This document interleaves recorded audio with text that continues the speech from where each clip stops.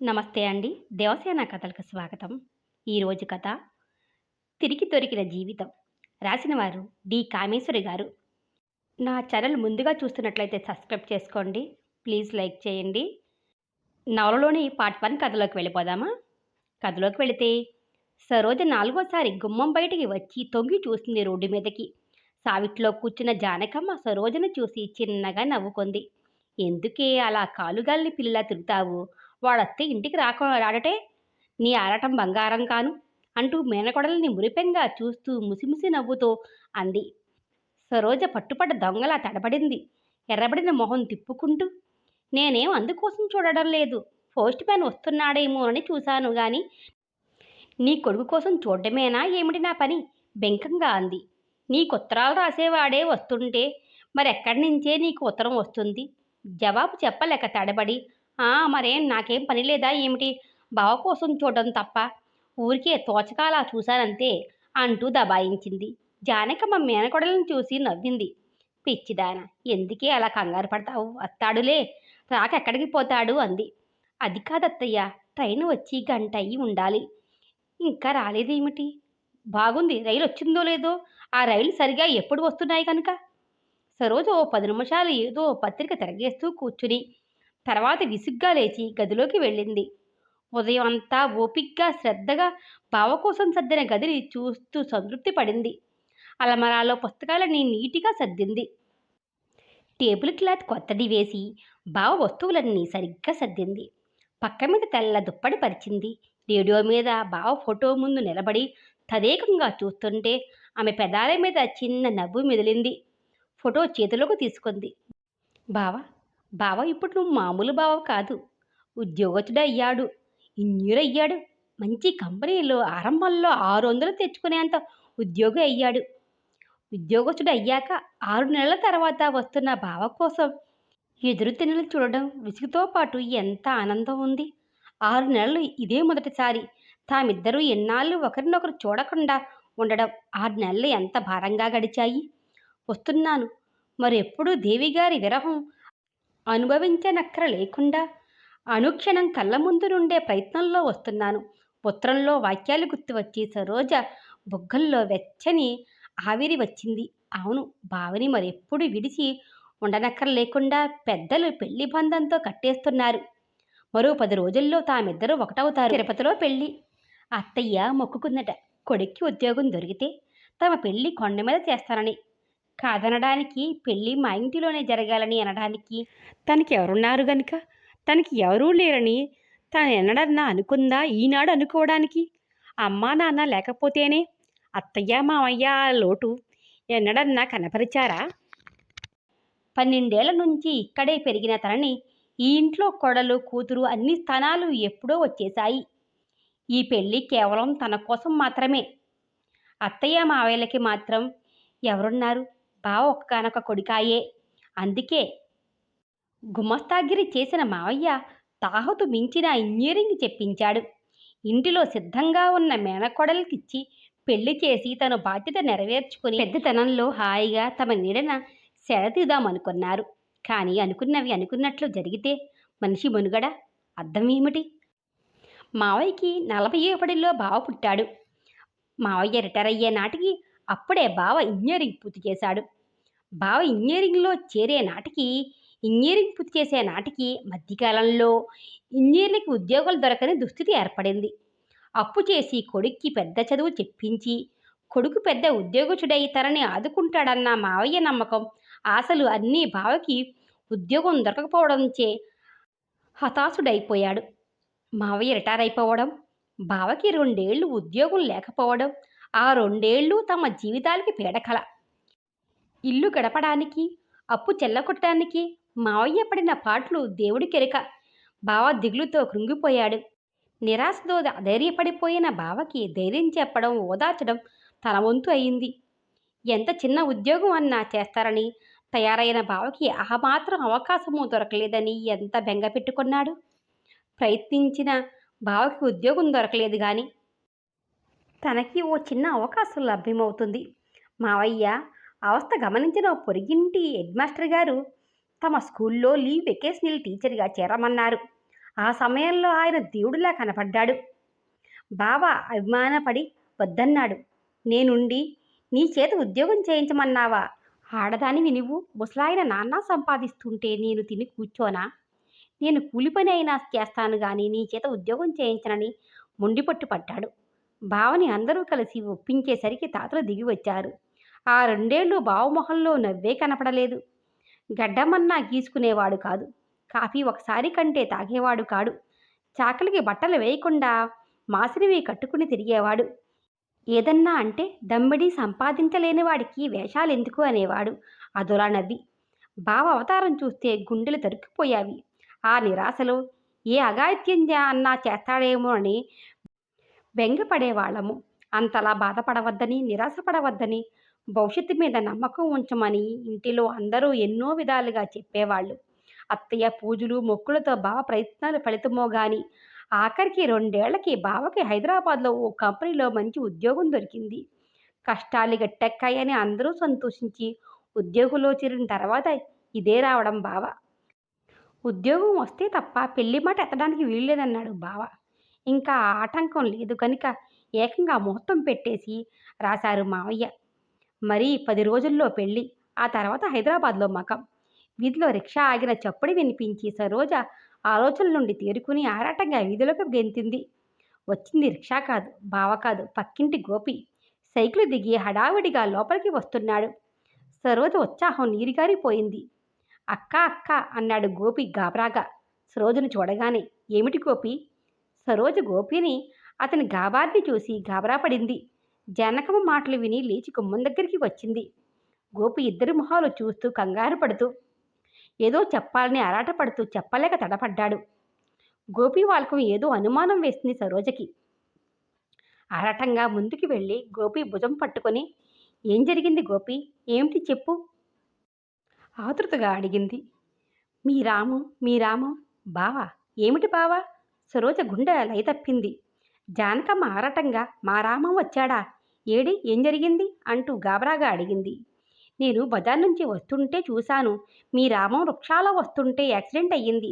లారీకి గుద్దుకొని బాగా దెబ్బలు తగిలాయండి. అందరూ ఆసుపత్రికి తీసుకెళ్లారండి. అమ్మో రోడ్డంతా నెత్తురే. నేనిలా మీకు చెప్పాలని పరిగెత్తుకొచ్చాను అన్నాడు ఒగురుస్తూ. అప్పటికే గోపి మాటలు జానకమ్మ సరోజలకి వినిపించడం మానేశాయి. ఇద్దరూ అలా బాహ్యస్మృతిని కోల్పోయినట్టే నిశ్చేష్టులై నిల్చుండిపోయారు. ఆసుపత్రికి వెళ్దామా అక్క? మాస్టర్ గారు ఏరి? గోపి అంటున్నాడు. సరోజ చప్పున తెలివి తెచ్చుకుని మమ్మల్ని అక్కడికి తీసుకువెళ్ళు గోపి అంది వణుకుతున్న గొంతుతో. నేను అందుకే వచ్చాను. రిక్షా తెస్తాను ఉండండి అంటూ గోపి సైకిల్ వేసుకుని వెళ్ళాడు. అత్తయ్య ప్రాణం లేనట్టు నిలబడిపోయిన జానకమ్మని చూస్తూ అత్తయ్యా అంది సరోజ ఏడుపు గొంతుతో. అత్తయ్య ఏమిటిది? మాట్లాడు అత్తయ్య అంటూ ఆమెని కుదుపుతూ అంది. అప్పటికి జానకమ్మ ఈ లోకంలోకి వచ్చింది. నాయనా రామం అంటూ కింద కూలబడిపోయింది. ఇదెక్కడి క్రమరా నాయన? ఉద్యోగస్తుడు అయ్యావు, సంతోషంగా ఇంటికి వస్తున్నావు అనుకుంటే ఇదేం ప్రారంభంరా? రా నాయనా ఏమైందిరా దేవుడా అంటూ భోరుమంది. ముందు ఆసుపత్రికి వెడదాం పదా అత్తయ్య. అసలేమైందో, బావ ఎలా ఉన్నాడో ఇక్కడ కూర్చుని ఏడిస్తే ఏం ప్రయోజనం? సరోజ గబగబా ఇంటికి తాళం పెట్టి జానకంతో రిక్షా ఎక్కింది. ఆసుపత్రి చేరి అందరినీ వాకపు చేస్తూ క్యాజువాలిటీ వార్డు చేరేసరికి 20 నిమిషాలు పట్టింది. అక్కడున్న నర్సుని అడిగితే ఆమె వాళ్ళని ఎగాదిగా చూస్తూ రిక్షా యాక్సిడెంట్ అయిన ఆయన తాలూకా మీరు అంది. సరోజ గబగబా తలాడించింది. ఆ నర్సు కాస్త జాలిగా చూస్తూ సారీ ఇక్కడికి తీసుకొచ్చే ఆ త్రోవలోనే ప్రాణం పోయింది. తలకి బలమైన దెబ్బలు తగిలాయి. డాక్టర్లు ఏం చేసేది లేదని చెప్పేశారు. రెండు చూపిస్తాను అంది. జానకమ్మ కెవ్వుమని అరిచి నేలకు వాలిపోయింది. సరోజ విడిదనిలా చూసింది. కాసేపు తర్వాత ఏమి జరిగిందో ఆమెకు తెలియలేదు.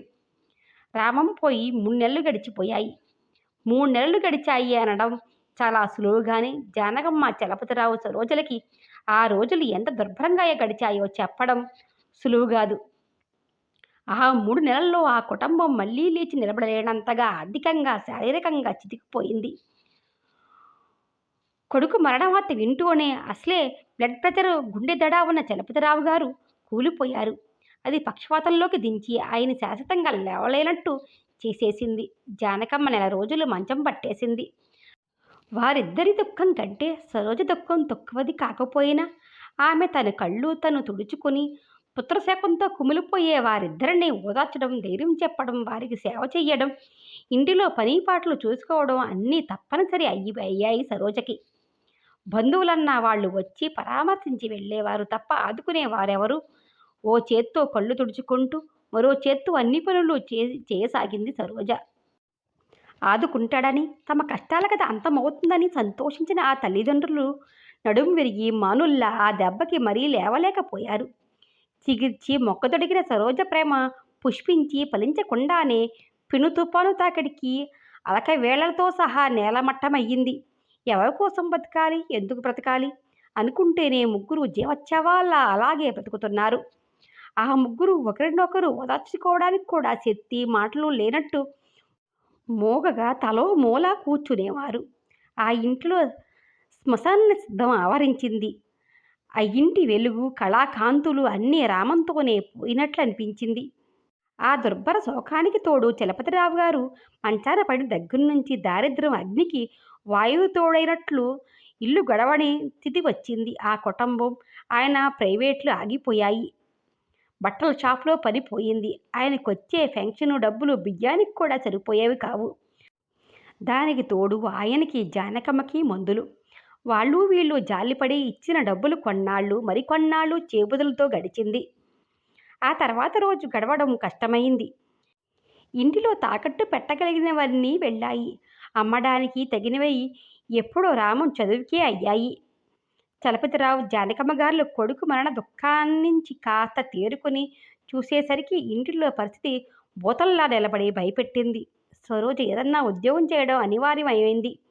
ఉద్యోగం చేయాలనుకున్నంత మాత్రాన ఉద్యోగం దొరికే కాలం కాదని సరోజకి అర్థమయ్యేసరికి 2-3 నెలలు గడిచాయి.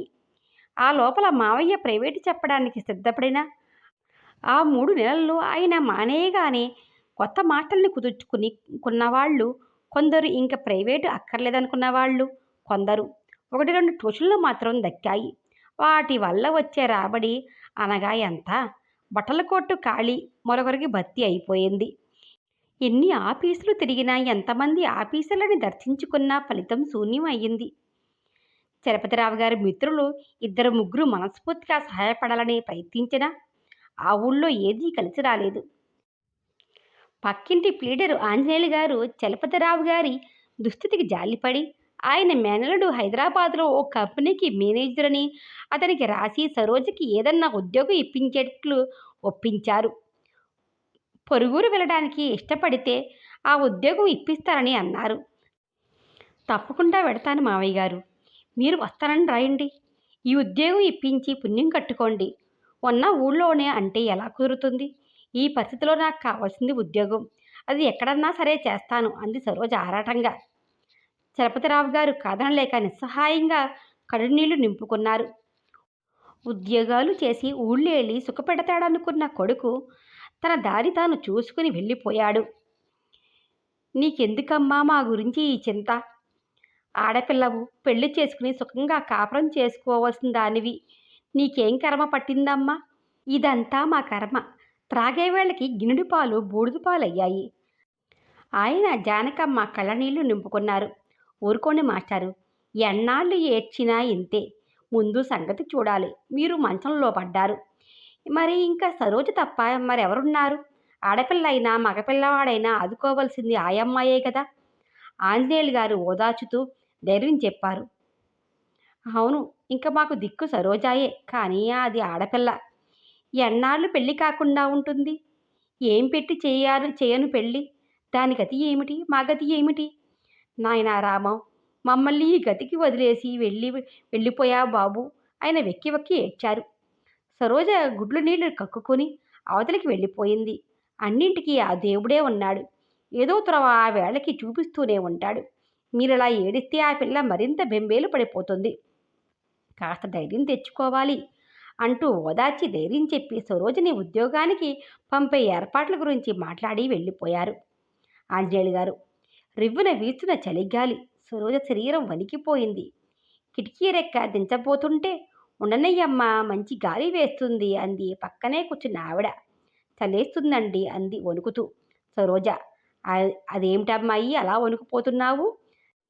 జ్వరంగాని వచ్చిందా ఏమిటి? అంది ఆశ్చర్యంగా చూస్తూ ఆవిడ. నిజంగానే సరోజ శరీరం అంతా వణుకుపోతుంది. వణికించే చలి తనకేనా? జ్వరం వచ్చింది కాబోలు, అందుకేనేమో అంత చలి అనిపిస్తుంది అనుకుంది.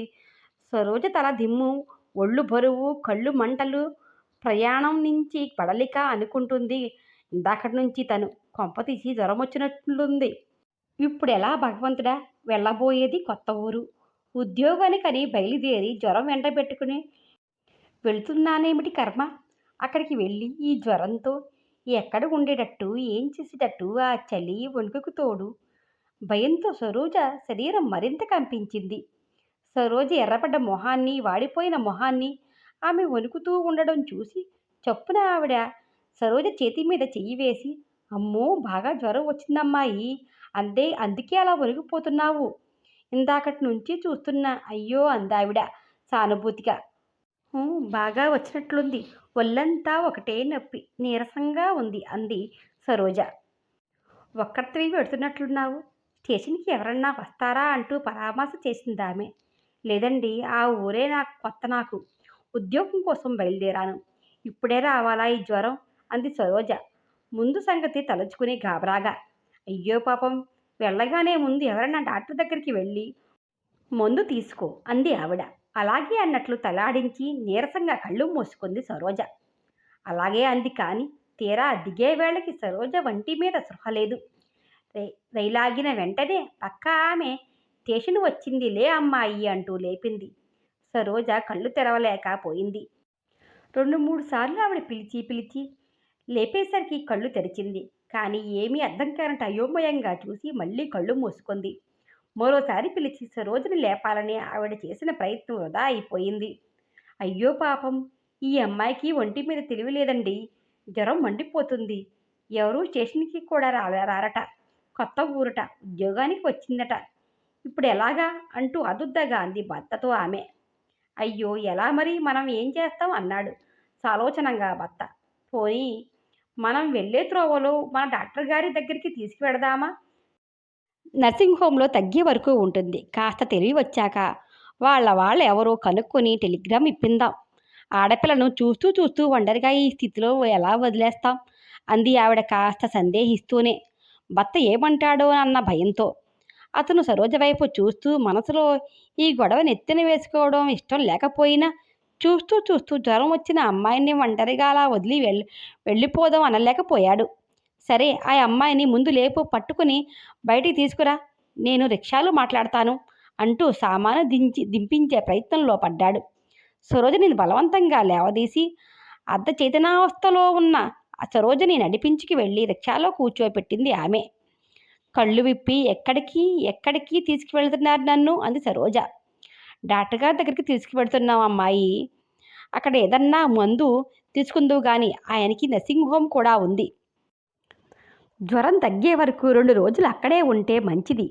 ఏ హోటల్లోనూ ఆడపిల్లని ఒంటరిగా ఎలా ఉంటావు? అందులో జ్వరం అంటున్న ఆమె మాటలు సగమే అర్థమయ్యాయి సరోజకి. ఆ ఊరిలో డాక్టర్ కృష్ణమోహన్కి మంచి పేరు ఉంది. ప్రాక్టీస్ పెట్టి 3 ఏళ్ళు అయినా బాగా నిలదొక్కుని 2 చేతులతో డబ్బుతో పాటు పేరు ఆర్జించాడు. మంచివాడు, నెమ్మదైనవాడు, తెలివైనవాడు, కుర్రాడు అన్న ప్రశంసలు పోగు చేసుకున్నాడు. దానికి తోడు నర్సింగ్ హోమ్ కూడా ఆరంభించాడేమో, మరింత ప్రాక్టీస్ పెరిగింది. తండ్రి పీడర్ చేసి ఆర్జించి పెట్టిపోయిన ఆస్తికి ఏకైక వారసుడు. లంకంత ఇల్లు ఉండేది అతను తల్లి మాత్రమే. అంచేత ఇంటి ముందు భాగాన్ని ఆసుపత్రి కన్సల్టింగ్ రూమ్గా మార్చుకున్నాడు. ఇంటికి ఆనుకుని ప్రక్కనే నర్సింగ్ హోమ్కు బిల్డింగ్ కట్టించాడు. ఉదయం 7 గంటలకి కాఫీ త్రాగి పేపర్ చూస్తున్న కృష్ణమోహన్ కాలింగ్ బెల్ విని లేచి వెళ్ళబోయేంతలో పని మనిషి వచ్చి ఎవరో పేషెంట్ వచ్చారని చెప్పింది. ముందు గది తలుపు తీసి కూర్చోమను, వస్తున్నాను అన్నాడు. వేళకాని వేళలో పేషెంట్లు రావడం డాక్టర్ అయినా అతనికేం కొత్త. నైట్ సూట్తోనే కన్సల్టింగ్ రూమ్లోకి నడిచాడు. సరోజని ఓ బంచీ మీద కూర్చోబెట్టి ఆమె కూర్చుంది. ఆమె భర్త పిల్లలతో సామానుకి కాపలాక రిక్షా దగ్గర ఉండిపోయాడు. సరోజ నీరసంగా గోడకి జారబడి కళ్ళు మూసుకుంది.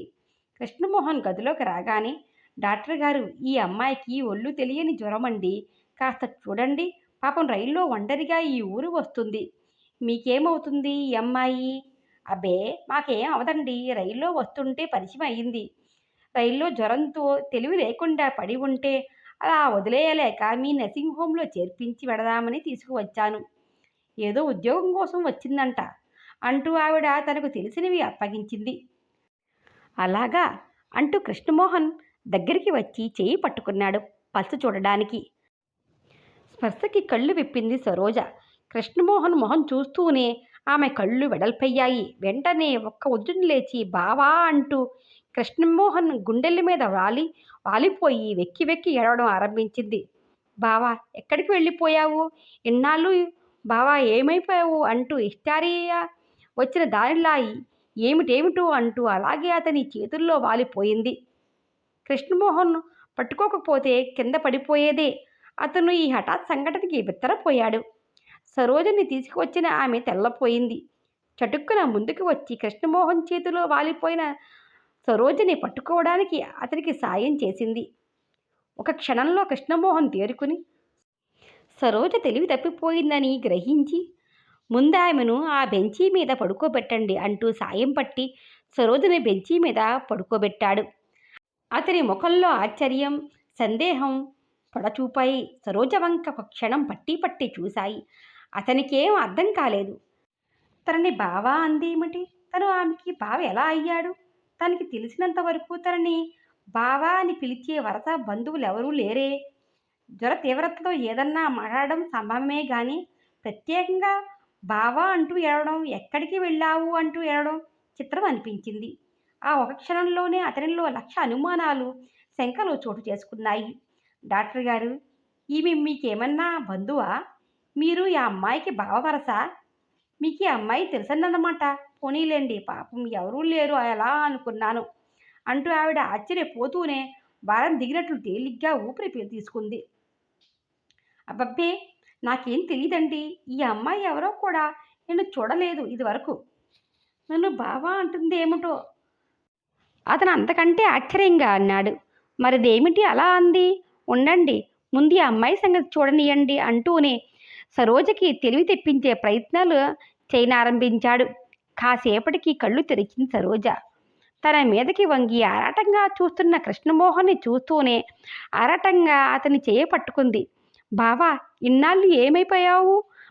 మమ్మల్ని వదిలి ఎందుకు వెళ్ళిపోయావు అంటూ అతని చేతిలో మొహం దాచుకుంది ఏడుస్తూ. కృష్ణమోహన్ ఈసారి ఆశ్చర్యపోతూనే, చూడమ్మా, నేను మీ బావని కాను. నీవు నన్ను ఎవరనుకుంటున్నావో? అసలు నీవెవరి తాలూకా? ఒకవేళ తనకు తెలియని దూరపు బంధువులు ఎవరన్నా ఉన్నారేమో అన్న సందేహంతో వివరం తెలుసుకుందామని అడిగాడు. కానీ సరోజకి ఆ మాటలు వినిపించినట్లు లేదు. మళ్ళీ చిన్న మగత లాంటిది కమ్మిందని అర్థం చేసుకున్నాడు కృష్ణమోహన్. ఆ పరిస్థితిలో ఆమెను ఏమీ అడిగి ప్రయోజనం లేదని బోధపడింది. ఏం ఇంకా అవలేదా? పిల్లలు ఏడుస్తున్నారు అంటూ ఆమె భర్త లోపలికి వచ్చాడు. ఆమె డాక్టర్ గారు, ఈ అమ్మాయిని నర్సింగ్ హోమ్లో ఉంచుకుంటారు కదా, కాస్త నయమయ్యాక ఆ అమ్మాయి వివరాలు చెప్తుంది. మీరు నేను వెళ్తాను అంటూ తన బాధ్యత తీరినట్లు అప్పగించేసింది కృష్ణమోహన్కి. అతనికి ఏమనాలో ఏం చెయ్యాలో తోచలేదు. ముక్కు ముఖం తెలియని అమ్మాయి పేషెంట్గా ఎలా ఉంచుకోవాలో అలా అని అంత జ్వరంలో దిక్కు మొక్కు లేకుండా వచ్చిన ఓ అయినింటి అమ్మాయిని ఉంచుకోలేని ఎలా చెప్పాలో అర్థం కాని అయోమయ అవస్థలో అతను ఉండిపోయాడు. అతని జవాబన్నా వినకుండా ఆమె భర్తతో బయటికి వెళ్ళిపోయింది. ఇంకా ఆలోచనకి స్వస్తి చెప్పి సరోజని పరీక్షించి ఓ ఇంజెక్షన్ ఇచ్చాడు. ఏ జ్వరమో తెలుసుకోవడానికి ఆ కాస్త సమయం చాలదు. ఏది ఎలా ఉన్నా ముందు ఆ అమ్మాయిని నర్సింగ్ హోమ్కి చేర్చి బెడ్ మీద పడుకోబెట్టాలి. పని మనిషిని పిలవడానికి లోపలికి వెళ్ళాడు కృష్ణమోహన్. పూజగదిలోంచి తల్లి శ్రావ్యంగా స్తోత్రం చదువుతుండటం విని ఒక క్షణం ఆగిపోయాడు.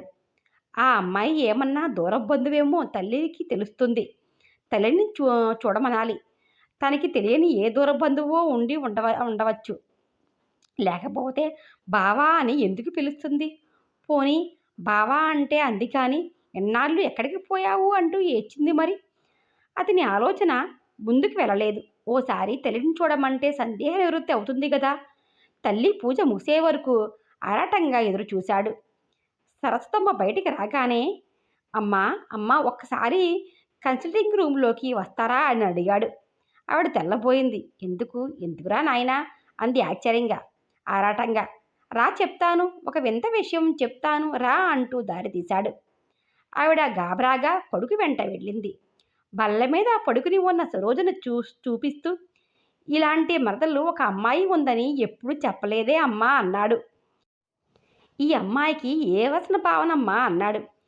సరస్వతమ్మ కొడుకు వంక, సరోజ వంక ఆశ్చర్యంగా చూస్తూ, "ఏమిట్రా, మరదలేమిటి, బావ ఏమిటి, ఈ అమ్మాయి ఎవరు?" అంది. "ఏమో, నాకేం తెలుసు ఆ సంగతి. నీవు చెప్తావనే నిన్ను పిలిచాను" అన్నాడు నవ్వి కృష్ణ.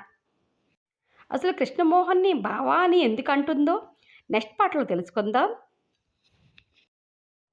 తిరిగి దొరికిన జీవితం ఈ నవల ఎలా ఉందో మీ కామెంట్ రూపంలో తెలియజేయండి. ప్లీజ్ లైక్ చేయండి, సబ్స్క్రైబ్ చేయండి.